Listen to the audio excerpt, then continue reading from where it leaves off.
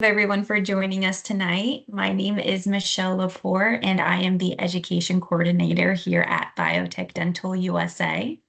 Tonight, we are honored to be joined by Brian Lindke, the owner of Synergy Lab in Beaufort, Georgia, where he specializes in full digital workflows for implant dentistry, including all-on-X treatments. He collaborates closely with restorative dentists and surgical specialists on complex cases through advanced digital planning and restorative workflows. With decades of teaching experience, Brian is a nationally recognized educator and thought leader in digital implant workflows. We are here tonight for about 60 minutes. If you have any questions, please feel free to type them into the chat box, and towards the end of the webinar, we'll have a few minutes for some Q&A. So without further ado, I'm going to go ahead and stop my screen, and I'm going to allow Brian.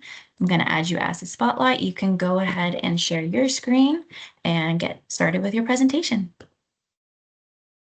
And you'll just need to unmute yourself. Perfect.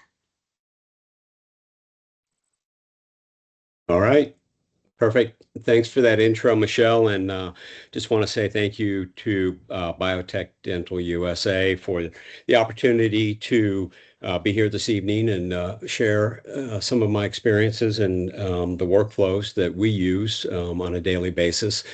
And we're excited about all-on-X full arch implant dentistry. That's what we do day in, day out. And we're fortunate we get to work in a lot of different capacities in the clinic, in surgery, in restorative appointments, and in all of the planning phases of that. So what I want to share with you all this evening is how we do that and the things that we have learned along the way. So I want to talk about fully digital full arch workflows in a simplified way.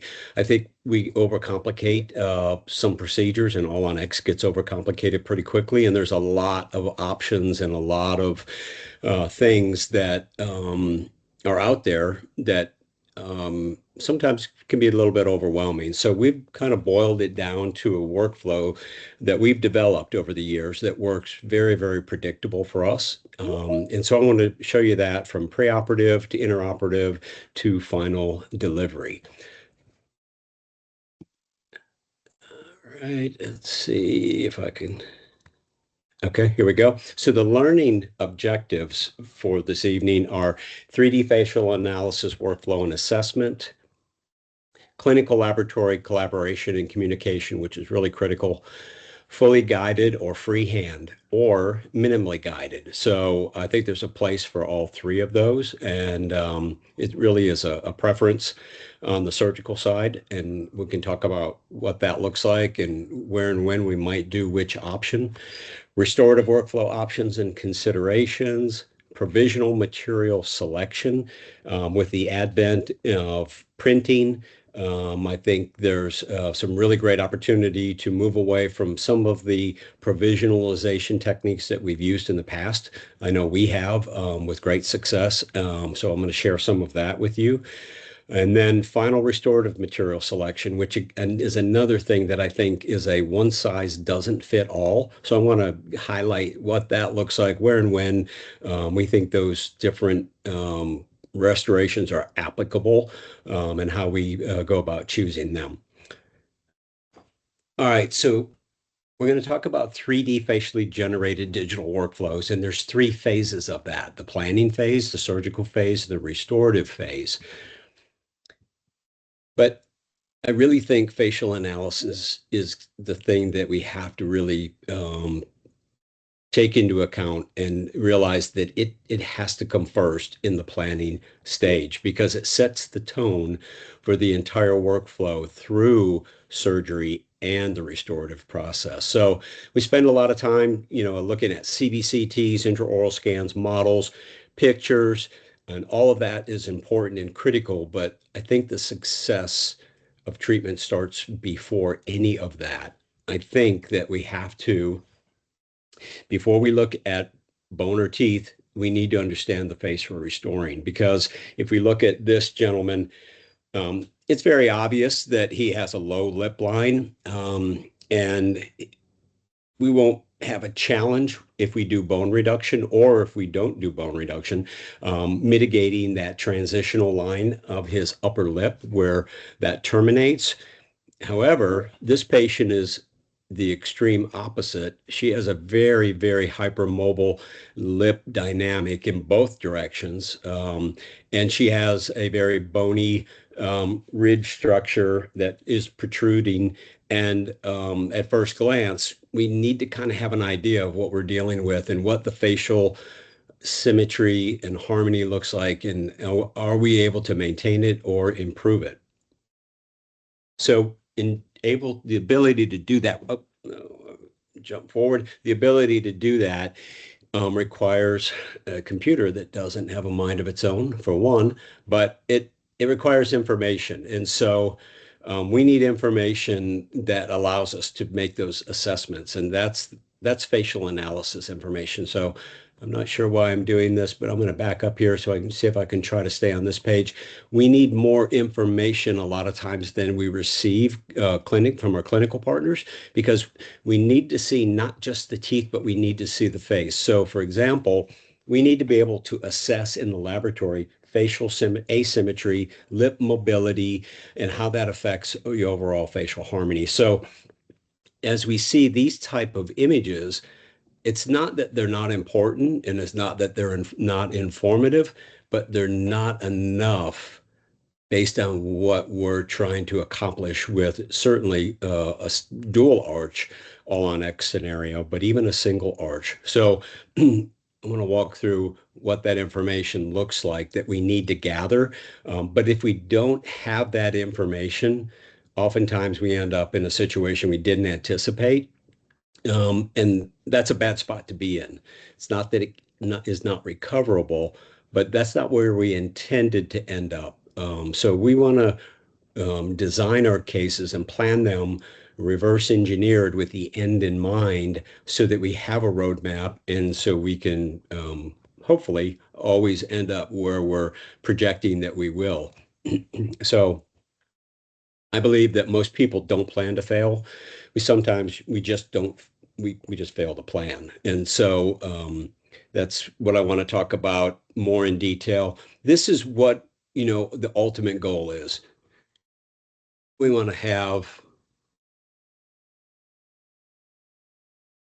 this kind of result as an early load provisional. So this is an out-of-town client. We received scans on day of surgery, and we were able to, because of the planning that was involved with the case, nail the arches. So I've been doing this for a long time and have a few thousand arches under my belt, and I can tell you that I couldn't always do this predictably and this consistently. So with the workflow that I have now that we've developed about 5 years ago and we've been using day in and day out, we are at the point to where we are able to consistently and accurately, predictably get to this point on our cases. If we don't, that means we missed something in the process early on in the facial analysis. So here's the goal. The plan worked. We don't have any unhappy patients, no excuses, no bad Google reports, no demand for money, no lost chair time. Those are good things. We don't want any of those things, obviously. What we do want is a nice, consistent result so that once the implants integrate, we simply convert them to the final restoration and we're done. So I want to show you how we do that with the workflow that we work with. So it all starts with the facial analysis, and these are the points of information that we're trying to discern. So how do we do that? And that's what we want to see. We do it through images and through other data, but the images are really important. And I'm not going to talk about 3D facial scanning. We do that. That's a whole hour presentation because there's so many options and so many things involved with that. But just to keep it simple, I want to just talk about 2D images.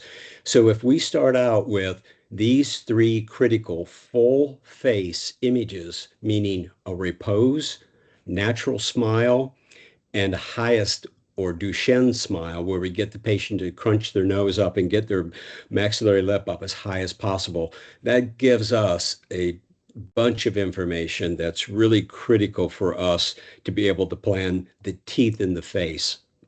Also, retracted pictures, close up, extremely helpful because that shows us how the teeth interdigitate. It shows up us more detail of the teeth and how the arches relate.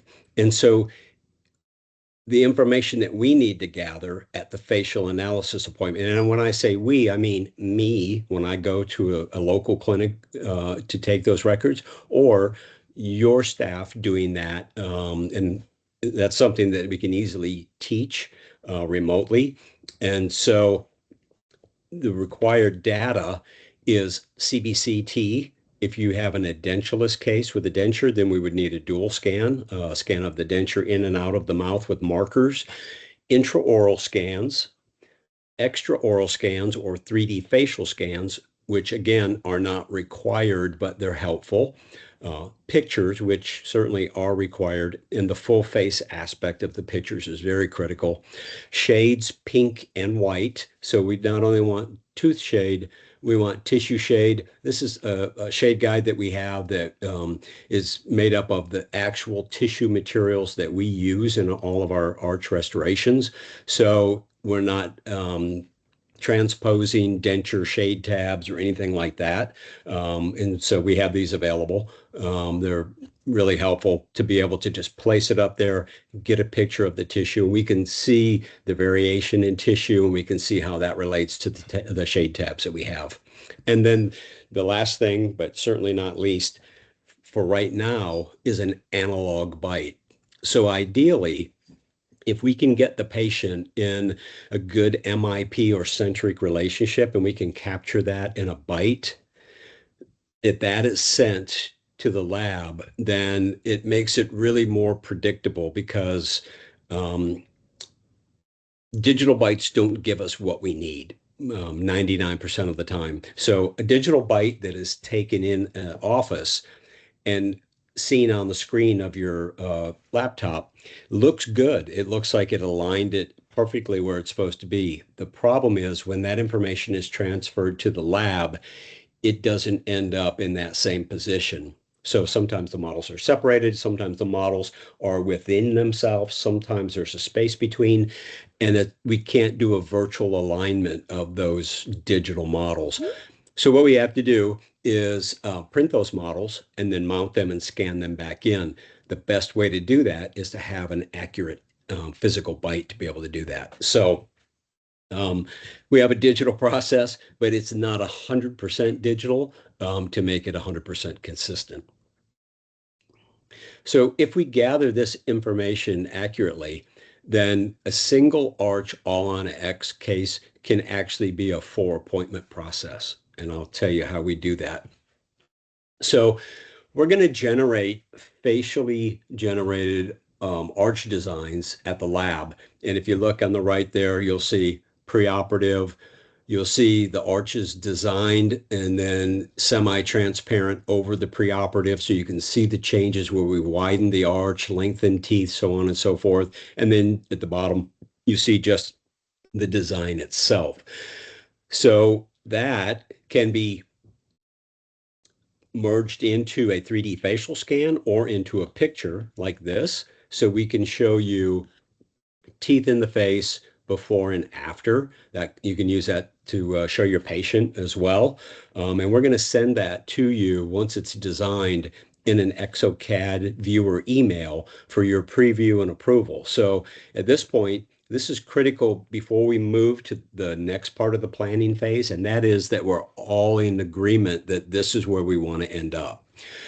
So we like to send this to whoever's doing the surgery, who the restorative doctor is, just to get input and feedback, make any changes at this point, and then all sign off and say, yep, we love it. This is where we want to end up. So once we have that, then we're able to go to a virtual planning, surgical planning session. So we take the CBCT, we take the digital arch, and we overlay and merge all these data sets together And then the guide company that we work with is ITX Pros. ITX Pros will then do a virtual implant planning session where they will predetermine the best location for implants.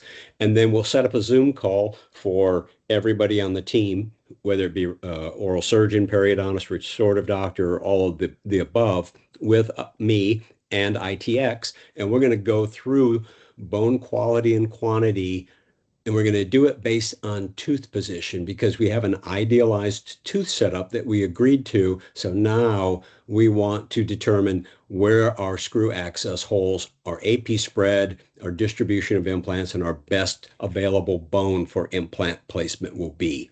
So that's what happens in that planning call.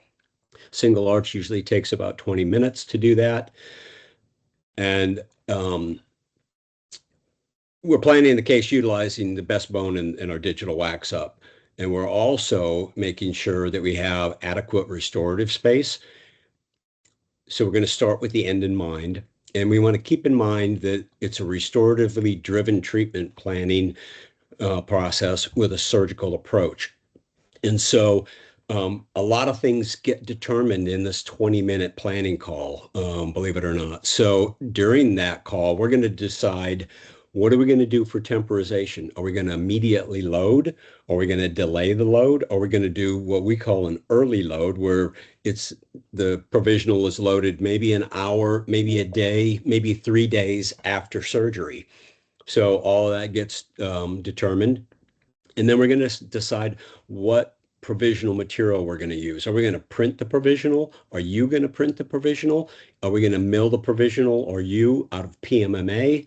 I can tell you that we haven't milled PMMA in at least 6 years. We print all of our provisionals because it's more efficient and it allows us to reinforce it. So you can't really reinforce a PMMA restoration because nothing sticks to PMMA. So that's why we see breakage with PMMA because if we make holes that are excessive or have thinner restorations and there's flex, there can be breakage. We see less of that with the printed arches, and especially if we reinforce the arches. So why and when would we reinforce an arch? So if we have an FP1 or an FP2 arch, we're probably going to recommend reinforcement. An FP3, maybe not. Just depends. Most likely not. But if it's an FP1 or an FP2, we're going to want to put a Kevlar milled structure inside that arch so that we can assure that we're not going to have any breakage in the integration process because obviously that's the worst time for that to happen. We don't want to risk losing implants because of a broken provisional. So a reinforced provisional is a great idea, FP1, FP2. And so that allows us to make that decision because we know we're going to determine how much restorative space we're working with on that planning call.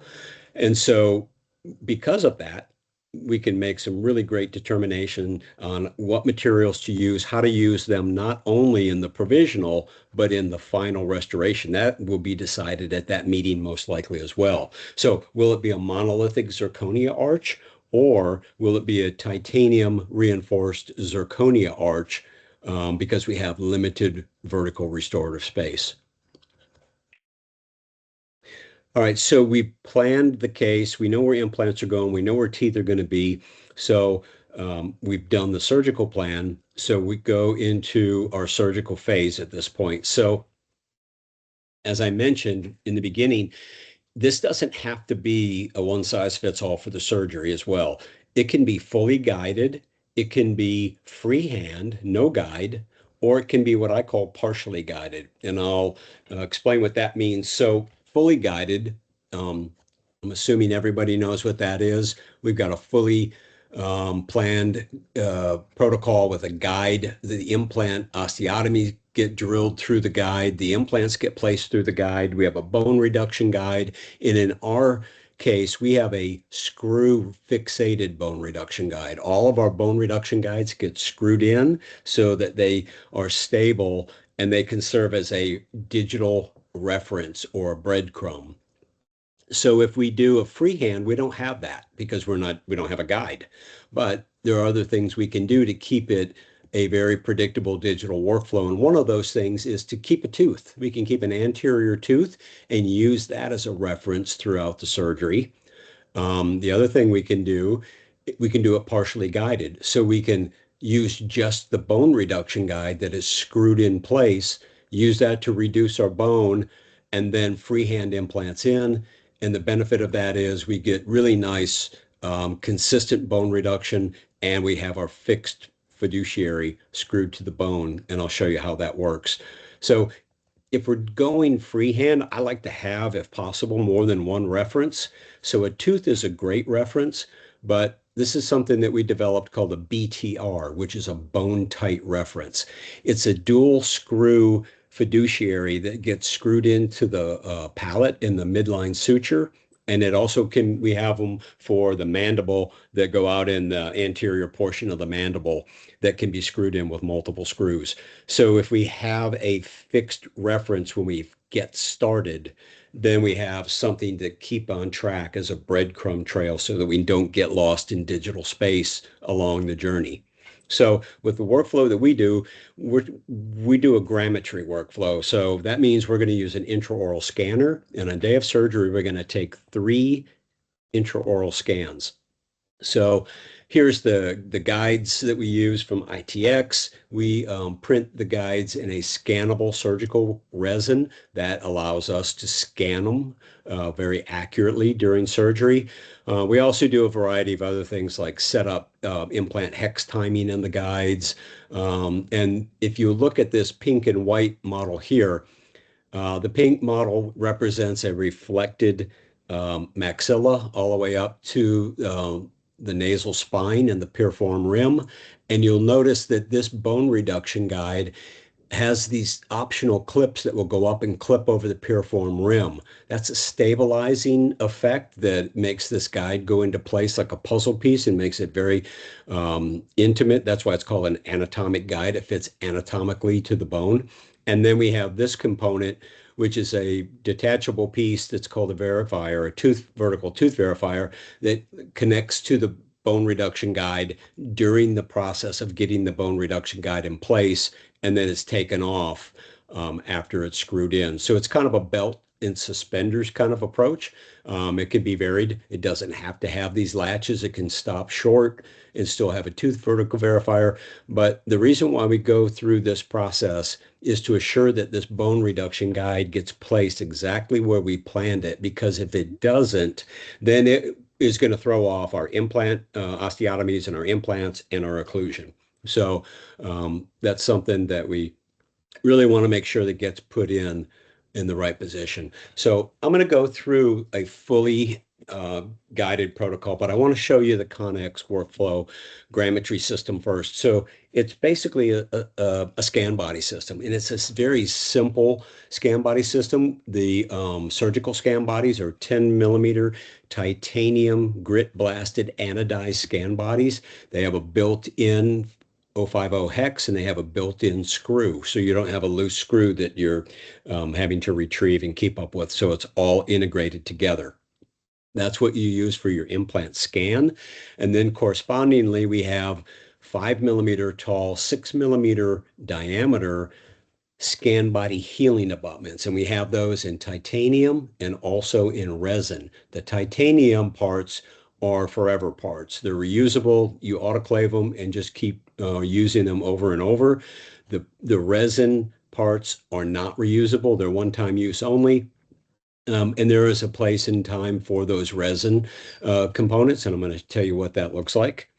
So we also have, with the fully guided workflow with ITX, something I developed called the scan base. And this is a geometrical tracking mechanism that works in concert with the scan bodies that gives us 100% predictability. So you'll notice I'm showing a 3-shape Trios 3 scanner here, corded. I'm going old school because the point I'm trying to show you is you don't need the newest, fanciest scanner. The newer scanners have advanced and they work really great, but with a simplified workflow that I'm showing you here, you can run with an older less complicated scanner, and still get the same results. So with this workflow, these are the key attributes to it. It's a non-lab work, non-technician chairside event because we're just taking 3 scans. It's a digital acquisition without photogrammetry. So it's less chair time. There's resulting in fewer try-ins because of the accuracy. And if you have a scanner, which we'll say a lot of offices already do have, you already have the hardware that you need. If you don't, then all it requires is an intraoral scanner. It does not require photogrammetry. All right, so let's go through a fully guided case. So here we have reflected tissue, and here we have the anatomic guide with the vertical verifier in position. You can see these 2 pieces, the vertical verifier and the guide, are pinned together temporarily. That allows us to drill pilot holes in these grommets here so we can put our bone screws in and screw fixate our guide. All right, again, there's that view, so you can see it up under the tissue going up to the piriform rim. And we screw that in place, and then we remove the vertical verifier piece, and we take our first intraoral scan. The purpose of that is we're scanning a known reference, which is the teeth. We know where the teeth are in the CBCT and the preoperative scans, and we designed the new arch designs around the existing teeth. So that's a known reference. So we're going to take these teeth out. And once we do that, we'll lose that reference. So we need to transfer the reference from the teeth to the screw fixated bone reduction guide. So once that bone reduction guide is in place, we do a scan to scan the teeth and the guide, so we capture them all in the same scan. All right, having done that, we can extract teeth, reduce bone. We can place the osteotomy guide in place. We can drill the osteotomies, place the implants through the guide. And then once we have implants in place, we can place multi-unit abutments. And now we're ready to capture implant position. So that scan base that I showed you earlier, that drops into the bone reduction guide, it gets pinned in place. The 10mm scan bodies get screwed on to each multi-unit abutment. And then we're going to do a little, what we call scan link connection. We're going to take a little bit of futar fast bite material, and we're going to put just a bead 90 to 180 degrees around the scan body where it connects close to that scan base. It doesn't touch the scan base, so there's a little moat, an air moat around there. To make it even more accurate, we want to close that gap. So we just add just a ribbon of scan link there. Now we have a physical connection to the scan body, to the scan base, to the bone reduction guide. That's scan number 2, and that gets us a extremely accurate, predictable cross-arch digital impression of the implants. All right, then we're going to take off the scan bodies. We're going to take off the bone reduction guide, and we're going to place our 5mm scan body healing abutments. So as I said, we have the titanium ones that are reusable, and we also have a one-time use resin option. The reason why I developed the resin option is because when you have straight implants and you have a straight multi-unit on top of it, and you don't have really great primary day of surgery stability with the implant, I recommend using the resin healing abutments in that scenario, because if you use the titanium on that straight multi-unit implant, when we come back a day or 2 later to unscrew that healing abutment, there could be a cold weld between the titanium and the titanium multi-unit, and you could actually remove a multi-unit, or you could back an implant out. So that being said, if it's an angled multi-unit, not an issue.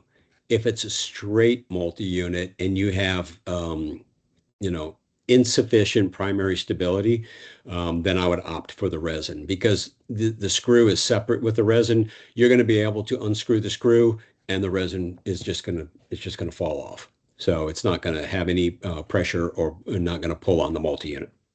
So we're going to put those healing abutment scan bodies in place, and we're going to suture around them, and we're going to do our third and final scan, which is our tissue scan.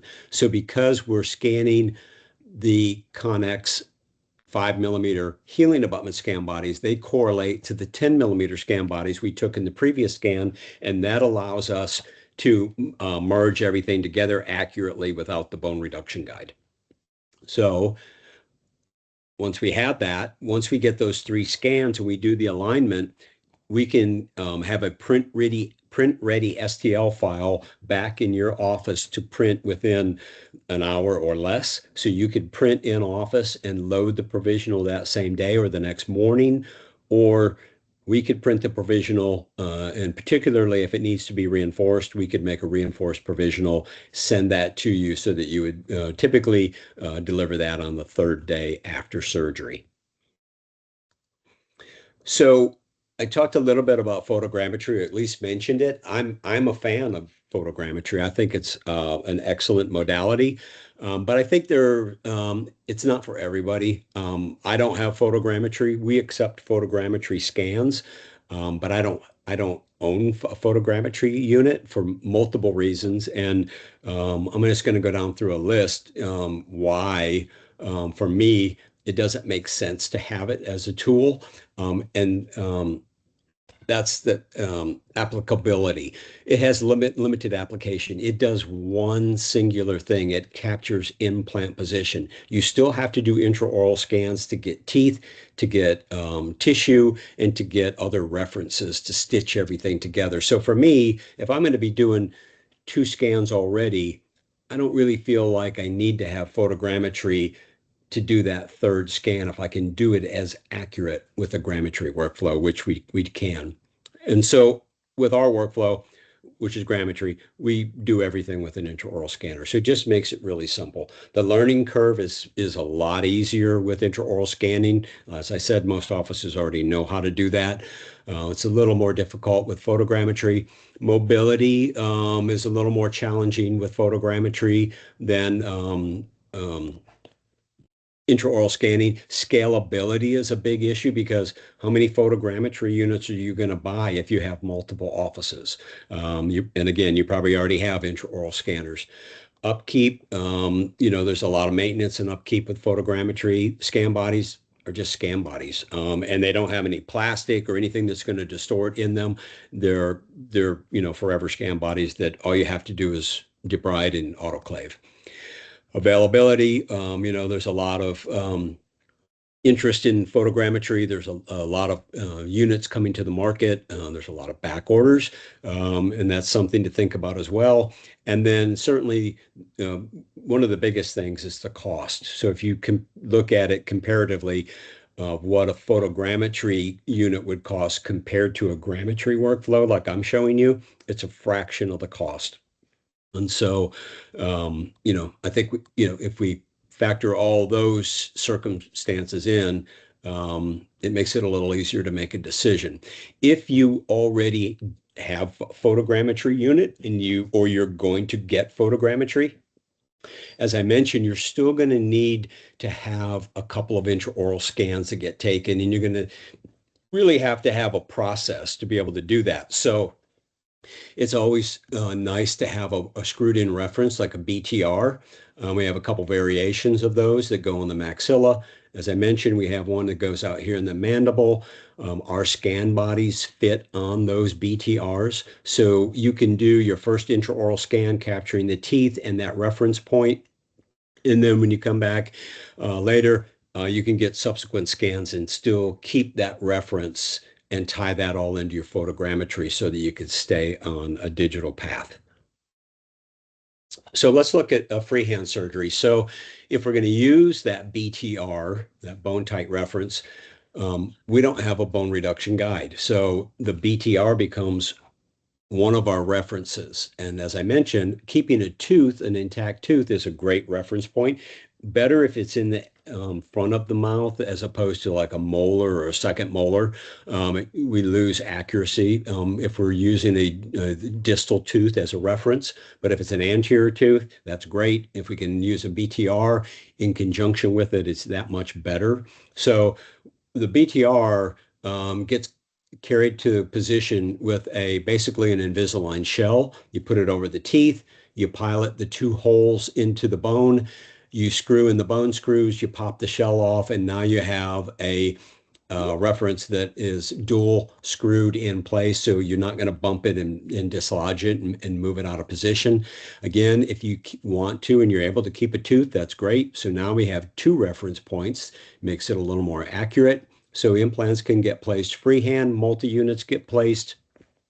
We can make a trough guide if you're doing freehand, if you want to have a window to see how you're lining up your angulation of your multi-units. We can show you bone reduction level in that trough guide. And if we know which tooth that you're going to maintain, we can have that bone reduction guide fit over that tooth so you have a positive stop and a seat.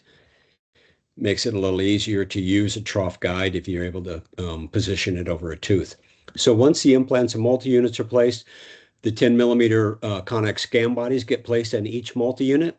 We don't have a scam base, but that's okay. We're going to make our own because we're going to take our Futar Fast Bite material and we're just going to put a bead of it all the way around the tooth and the scam bodies, leaving the top portion of the scam bodies exposed.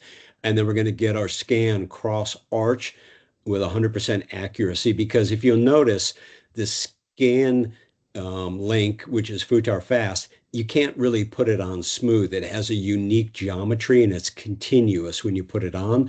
So when the scan tracks, it has a tracking path that is unique, and that's what makes it accurate. All right, so once we get that scan, take the tooth out, reduce that bone around the existing tooth, take the scan bodies off, put your 5 millimeter scan body healing abutments in place. I would recommend leaving the BTR in and then get your third scan, which is your tissue scan with the 5 millimeter healing abutments and the BTR. After you get that scan, then you can take the BTR out. All right, so this is what that looks like with the 5 millimeter tissue scan bodies in the two different versions, titanium and resin for that scan. On day of surgery, it's advisable that if, as you take a scan, send it to us to align so we can be doing the alignment concurrently while you're doing surgery. If you wait until the end to send us all three scans, it's going to take longer because we have to kind of start from the beginning at that point. So if you take the first scan of the teeth and send it to us, we're going to align it to the arch that we have designed. So now we've got the teeth in the right place. Then as you take the scan body scan, we're going to load that in there. The tissue scan after that will be loaded in, and that's how we're able to do the alignment and get a print-ready file back to you really quickly. All right, so if we do an early load protocol, which we do probably 98% of the time at this point and have over the past few years, and that is patient goes home with the 5 millimeter healing abutments in place. They rest, they come back a day, a 2 day, or 3 days later, and that is what this appointment looks like. They show up. Tissue is already starting to look really, nice. There's not a tremendous amount of swelling because I haven't entered into that big swelling phase. It usually is around the 4th or the 5th day. And so when you take the healing abutments off, because they're oversized in diameter, they leave a nicely formed trough down to the top of the multi-unit. Because they're bigger in diameter than the multi-unit. And that allows you to take the printed provisional, drop it to place, apply a little bit of pressure across arch, and then slowly just start inserting and tightening screws in a star pattern cross arch to just push the tissue out of the way and fully seat the arch. What we typically hear from patients when we ask them, is that painful? Is, no, it's not painful. I just feel pressure. I think in the last probably several hundred arches that I've been there on the provisional seat, we had one patient that wanted local on that delivery day. It's usually not necessary. All right, so if we're going to print the provisionals, we like to print direct to multi-unit. That allows us to be able to set up an STL print ready that we can get to you, that you can print in your office, and you don't have to worry about cementing tie bases in and going through all of that process. So with the newer resins like the Rodin resins, the Ceramco, the Onyx Tough, all of those ceramic infused resins are really pretty strong. But again, we have to use them in the right application and not push them past their limitations. So we set up these arches for a variety of direct to multi-unit screws, such as Rose and Des, Badger, Vortex, Powerball. There will be more screws coming to market, and we'll, have access to those as well. So those screws get tightened to 15 Newton centimeters on delivery. And what's really nice about the printed material, because of the ceramic infill in the resin, is it's radio opaque. So you can actually take X-rays and verify seating of the provisional. You can't do that with PMMA because PMMA is radiolucent. So that's a nice advantage with the print material. The downside of the print process is the post-processing. So if you are printing, you know that when you take your prints out of the printer, they're covered in an uncured layer of resin that has to be cleaned off and cleaned out. That gets challenging in the screw channel, and particularly down at the screw seat. And so, it's a little bit of a daunting process sometimes, depending on your printer. But basically, what you're going to do is clean them. You're going to take a screw and you're going to try to put it down in the channel and see if it comes out the bottom. If it doesn't, then you have an issue, because how do you clean out that screw channel? And more importantly, how do you clean out the screw seat, which is where the screw engages inside? There are no burrs that are in existence that fit the diameter and the size of any of these screws. So it makes it really difficult to do that. And you can do it, but you can't do it accurately. And so that can lead for down the road failures, screw loosening, that type of thing. So that being a frustration, necessity being the mother of invention, I invented something to alleviate that, and those are clear path tools. So we have a process of checking and clearing the path on these printed and even milled PMMA arches. So we have two tools. One is a check tool. So this is a DES clear path tool. So we basically have a desk screw built into the end of a driver. That gets inserted into the screw channel. If you don't see the threads come out, you know that there's something in the channel that's clogging it up. So that being the case, you would take the corresponding desk reamer, put it in the screw channel, a little bit of pressure, 6 or 8 turns, and it'll typically come through. At that point, you'll see exposure coming through. Now you can go back with your check tool, put it back in, put it through. You can even screw a lab analog on it if you want to, just to verify that the thread length is coming through and that you've reconfigured your screw seat. So really quick, really accurate. So we want to have predictability with our provisionals.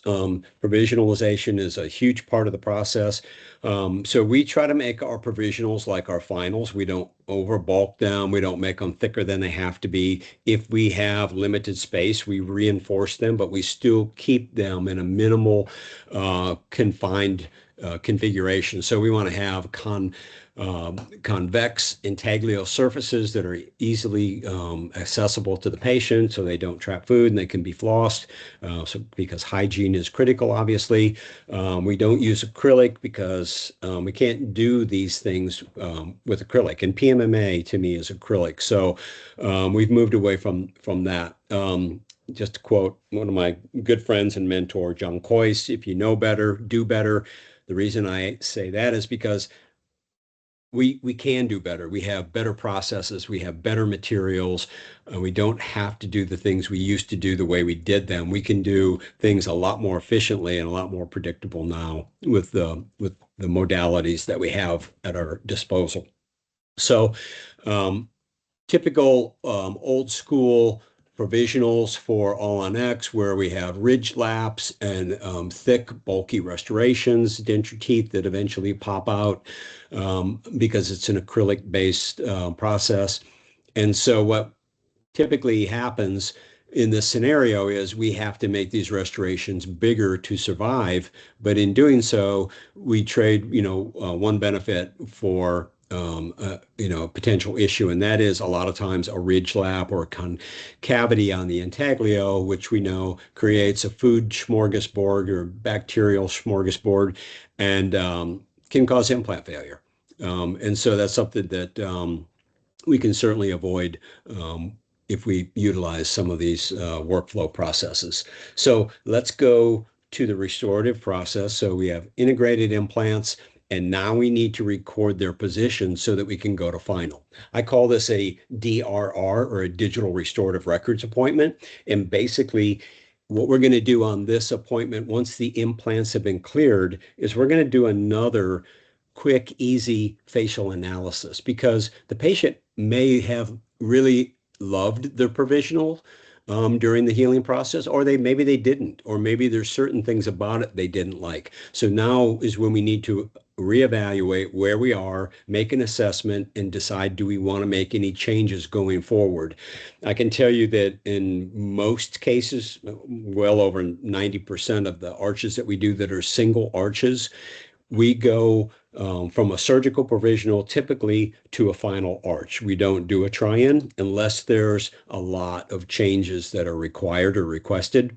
In a dual arch case, we typically recommend a try-in just for assurance for you, the patient, and for us before we move into a costly part of the process. We just want to make double sure that everything is where we want it to be. So we're going to measure twice, cut once. So we're going to take those full face pictures. We want to get, again, an analog bite, a physical bite, because there may have been adjustments to the provisional that we want to record. But we're also going to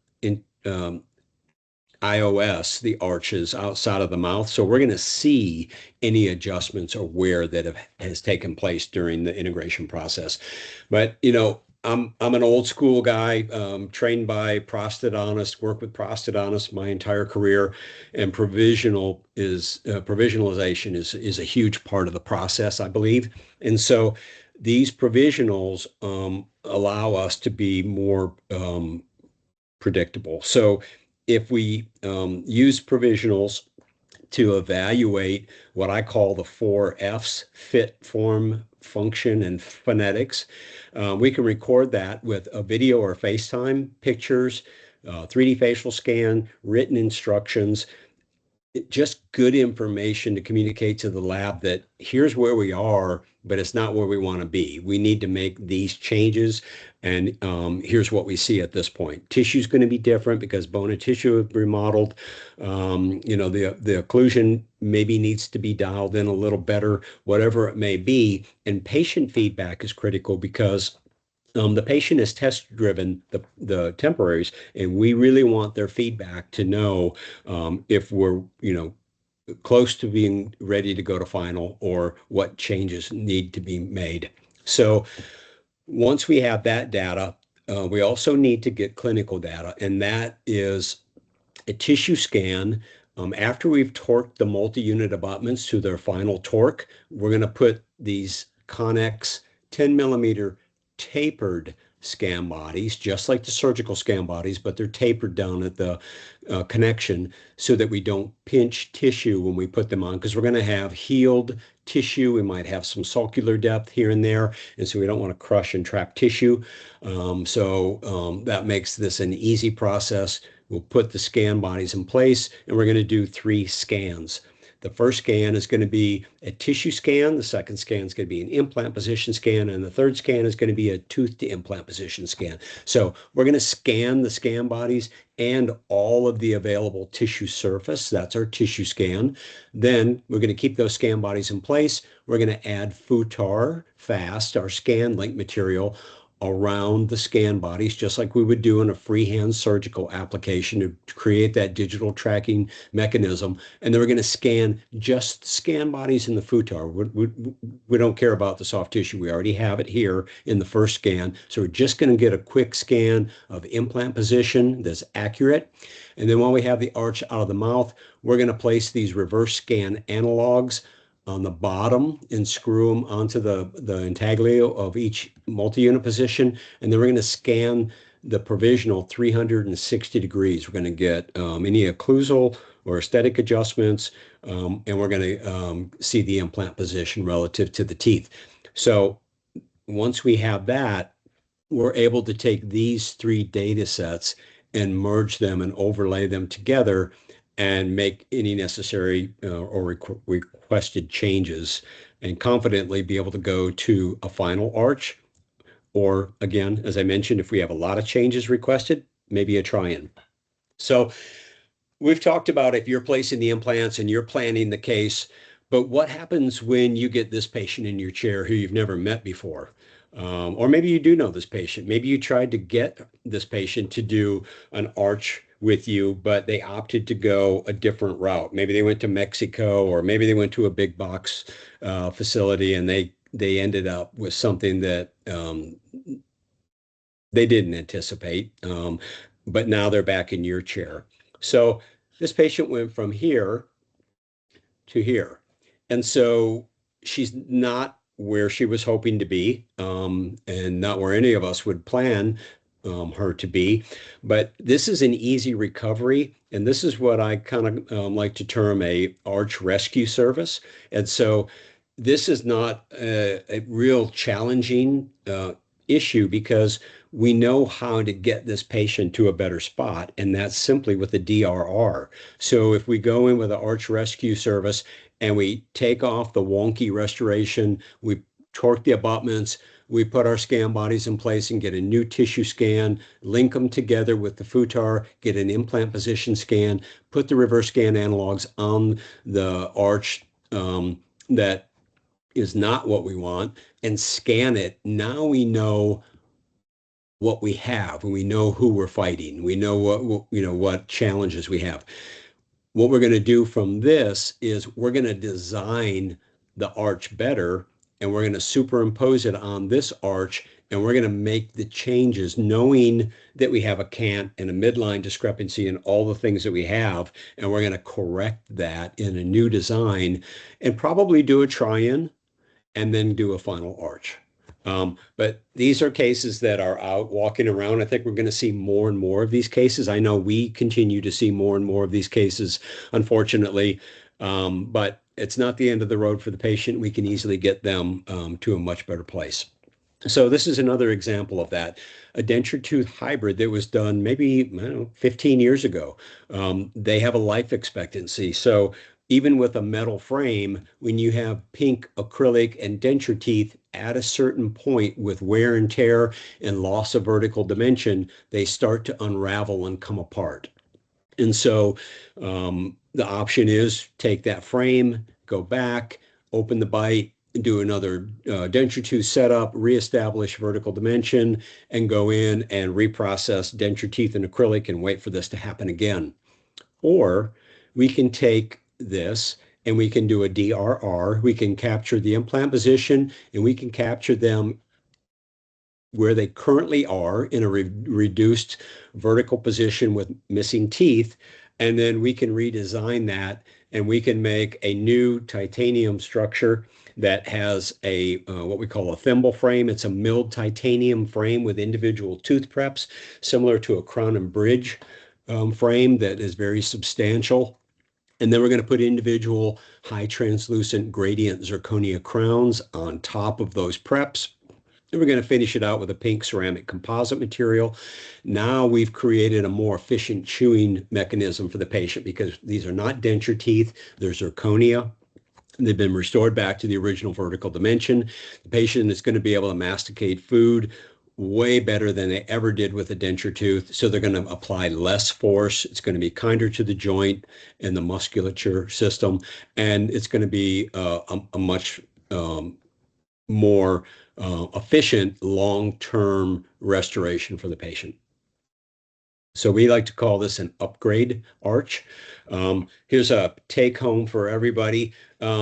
As we're seeing more and more arches out in the field that have been done previously, I think there's a lot of revision arches out there that I know we do. And that is where there's a few implants placed and it's not a full arch case. And we, at this point, have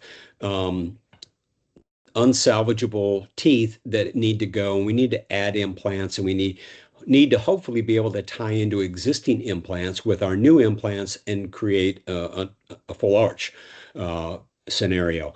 In doing that, we may not be able to necessarily work off of the same platform. So what I mean by that is maybe we've added some implants and put multi-units on there, but maybe we have to stay at implant level because there's not a multi-unit option for it, or we need the implant that was at one time when it was placed at bone level or subcrestal. Now it's supracrestal, and we don't have the room to put a multi-unit on it. So we have to go direct to implant level.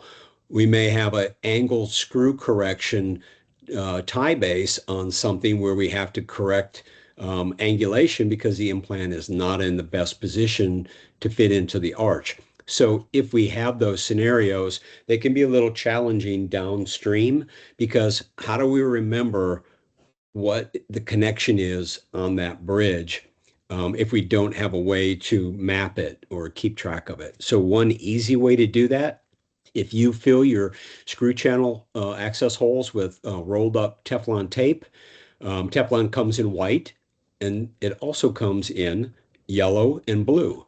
So if you're using a system that you use consistently, like for example, if it's a multi-unit, I'm going to use white PTFE tape. If it's an angled screw channel, I'm going to use yellow so that when you try to uncover the screw channel and you pull the tape out, you'll know immediately, wait a minute, this is yellow, this is an angled screw channel. What if it's blue?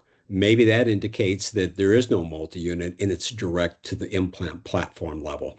So just a really nice way to simply keep up with that and make those recall appointments when you're unassembling things a little more predictable. You can also request from the lab, if they're doing a digital process, of a screenshot of where implants are, where the screw channel access holes are, and if there's angulation correction. For example, this one was corrected 20 degrees. So that's going to be an angled screw channel scenario. So that's something you could keep in the patient's chart that you could refer back to quick and easily as well.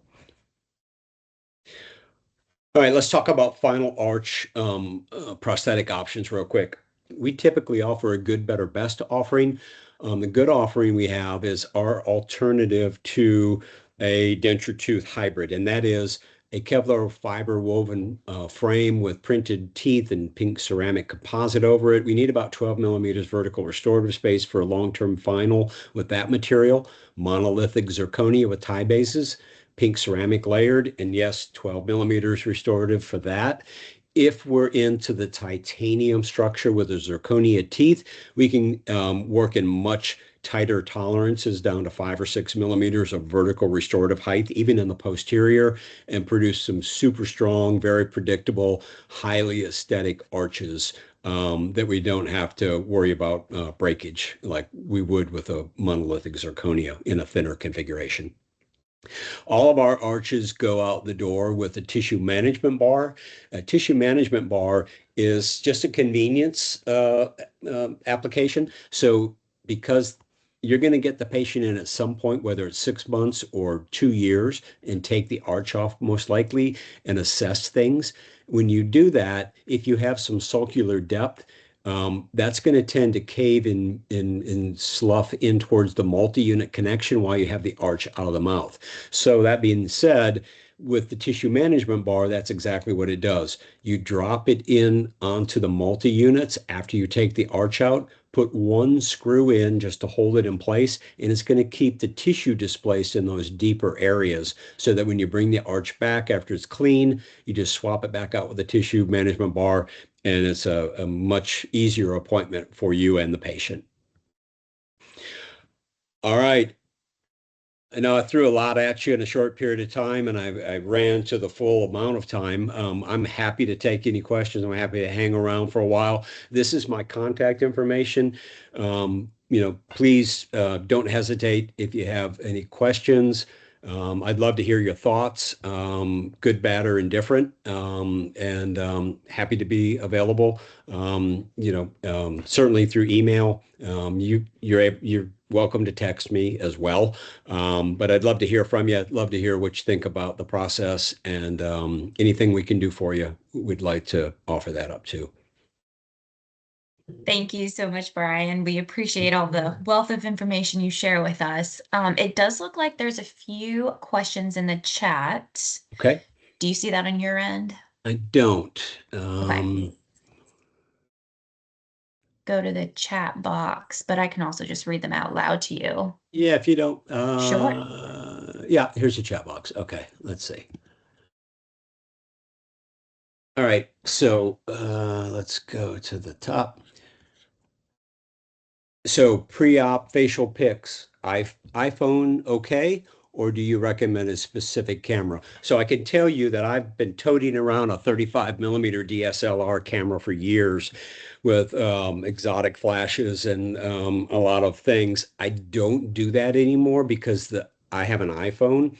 I have a 16, I think. And the quality and the pixelation of these newer cameras is so great that as long as for me, what I do is I use my iPhone for my facial analysis pictures. I stay back about 2.5 feet or more from the patient's face and zoom in to crop the face. You don't want to take the camera actually physically closer because you'll start to get a fisheye kind of effect and a distortion. So if you stay back and zoom in with your fingers, you can get some incredible pictures with an iPhone. All of the pictures I believe that I've shown this evening in this presentation are shot on an iPhone. Next question. Any common mistakes with first few full arch cases and suggestions on how to avoid? Yeah, that's a good question.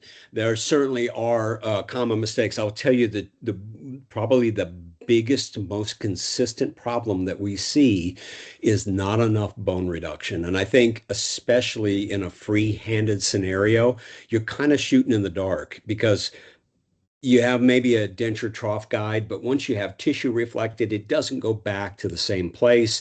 It's a little bit cumbersome to try to determine, is that really the amount of bone reduction? Is it level, consistent across the arch? That's why I like even the partially guided workflow. You can still freehand the implants in, but the partially guided aspect gives you a controlled measurable bone reduction platform so that you can get a good foundation. And that's critical because if we have an arch where we have variation in the bone reduction, then we're going to have variation in the intaglio surface, and we're going to have some compromises downstream, potentially with strength, but also hygienically. So I think bone reduction is huge. As I mentioned, the facial analysis aspect of it, good full face pictures and that preliminary data to your lab is really critical because they can only design and plan from the information that, they get. So good information in, good results. Next question. In a dentate, partial dentate patient, the bone reduction guide can be fixated accurately because of the fixed tooth positions. In an edentulous patient, are we still able to accurately place the bone reduction guide and use it as a reliable fiduciary? Great question. Yes, you can. And so what I didn't show you was a fully edentulous workflow protocol for the guided. So the in the maxilla, especially, we still are able to utilize those extensions that go up over the piriform rim. And because we have that extension going up the zygomatic buttress, we've got more surface area that the guide is orienting to. So that allows it to have a better positioning. And then also the vertical tooth verifier portion that I showed you, we actually can make a crest of the ridge vertical verifier. So once the tissue is reflected and the ridge is exposed, you put the anatomic guide in the place that you think it's supposed to be in, then you can put the crest of the ridge verifier over top of the crest of the reflected ridge, pin it together, so it gives you the same effect as it would as a tooth verification. So great question. All right, next question. When using an intraoral scanner, what specifically differentiates a standard intraoral scan from what we refer to as a grammetry scan? What changes in the data capture or workflow? So the key to a grammetry workflow, adding accuracy, is the interconnectivity of the scan bodies. So when you take a scan with any intraoral scanner and you're going from hard tissue to soft tissue, like you would with a scan body scan without something connecting, you're creating more images and more stitches and more aligning within the scanning process. So that can add distortion and inaccuracies that you won't see. When we connect everything together, now we have a clear scan path that we don't deviate. We're going tracking along on a unique surface where the scanner is not having to jump back and forth from soft tissue to hard tissue. So that's what makes it different and makes it extremely accurate. I think nearly maybe as good as photogrammetry, very, very close. And so, scan path is incredibly important for any kind of intraoral scan. So depending on your scanner, it has a particular scan path that the manufacturer recommends. Typically, it's a back and forth pattern. Start in the posterior on the left, go across the occlusal to the right, go to the lingual or the palatal side, get the lingual of the teeth, then go back out on the left to the buccal and go back around. Anytime you jump back and forth and stop and start, the scanner has to reorient, and that incorporates, added data that can be erroneous. So a clean, continuous scan path is really the best way to do it. So, all right. Thanks for your attention. Thanks for the great questions. And if you have more questions later, like I said, feel free to reach out to me. Great. Thank you so much, Brian, again, for the wealth of knowledge. We had the opportunity to see this presentation a few months ago in St. Louis, so we were very excited to get you back on and do the presentation to a broader audience. And thank you, everybody else who joined us this evening and participated. I will be sending you all a follow-up email tomorrow with just some information on how you will be receiving your CE credit. If you have any questions in the meantime, please feel free to reach out and have a great evening. Thank you. Hey, do you mind if I answer one more question? Oh, yeah, sure. Go ahead. All right. I see we got one last late question, and it's a good one. You're welcome. Do you have any of these restorations go straight to implant on all of them? And have you seen a push for that? And is there a better benefit for that versus just utilizing because of space, implant position, bone level, supracrestal? Great question. Sometimes we have to go straight to implant platform level, especially on these revision cases where we've got good implants, but we can't afford to lose any space by adding multi-units to them. So yes, we do go straight to platform. It's less often than a multi-unit connection. I'm a fan of multi-units because I think it gives us more latitude and freedom if we have angulation issues. But yes, to answer your question, we can do it in combinations like I showed. We can have multi-units and direct implant platform combination cases, and they work great. Awesome. Thank you. Great question and great answer. Yeah, really great group. Awesome. Well, thank you again, everybody. And if you have any questions, you have Brian's contact information right there on the screen. And then I'm sure you've all been receiving my email, so you have my contact information as well. Have a great evening, everyone.